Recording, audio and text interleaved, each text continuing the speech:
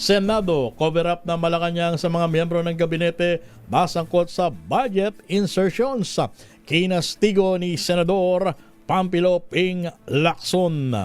Ibalita mo yan, reach number 28, paring Raymond at Taas. Paring Raymond, Merry Christmas!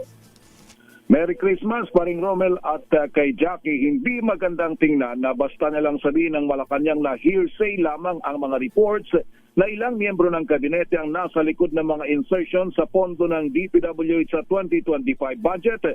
Ayon kay Senate President Pro Tempore Panfilo Ping Lacson, mas mabuting magsagawa muna ng malalimang investigasyon ng Malacanang bago maglabas ng pahayag na sa tingin ng publiko ay isang uri ng cover-up. Ito ay kasunod ng pahayag ni Presidential Communications Office Undersecretary Claire Castro na nagbasura sa mga aligasyon laban sa ilang cabinet secretaries bilang hearsay at no probative value. Tutugon lamang ang palasyo sa mga dokumentong authenticated ng DPWH.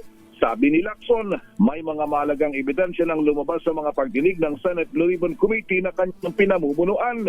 Kabilang sa mga ebidensyang nakalap ng Blue Ribbon, ang mga testimonya na sa nasuportado ng mga dokumento at malinaw na natukoy ang paglatastangan sa pondo ng bayan.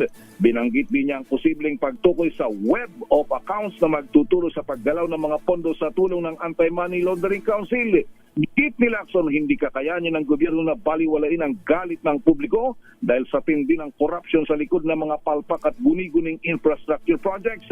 Kaya't sa dulo ng lahat, hindi maaring sisihin ng publiko sa Pangulo ng Simbahang Katolikas at iba pang mga religious sector at civil groups na hanggang ngayon ay patuloy na nagpapakita ng galit at kawalan ng tiwala sa gobyerno.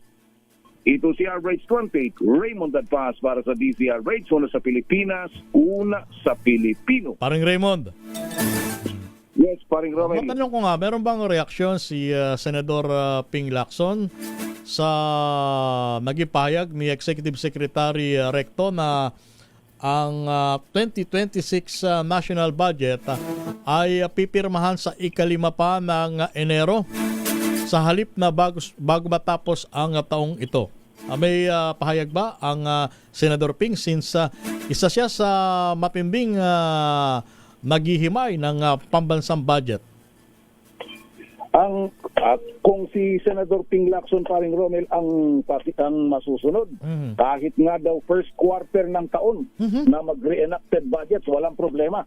Basta lamang masiguro na yung 2026 budget ay mabusisi ng gusto ng Malacanang. Ayun.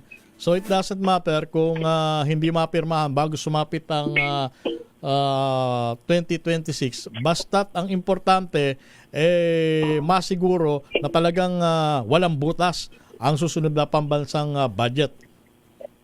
Ayun, yun ang punto, paring Romel. Kaya lalong-lalo na iti si Senator Ping tutol na tutol doon sa mga lumaking budget ng farm to market roads, lumaking budget sa MAIP, lumaking budget sa AIX, at saka yung lumaki na ngayong budget, tapos nasa control pa ng mga politiko. Yun ang ayaw na ayaw nito, paring Romel. At dahil masugid na sinusubaybayan ni Senador Ping Lacson, kumbaga makakaasa ba tayo na yung 2026 national budget ay wala na yung tinatawag na pork barrel o yung mga kahinahinalang insertions sa paring Raymond?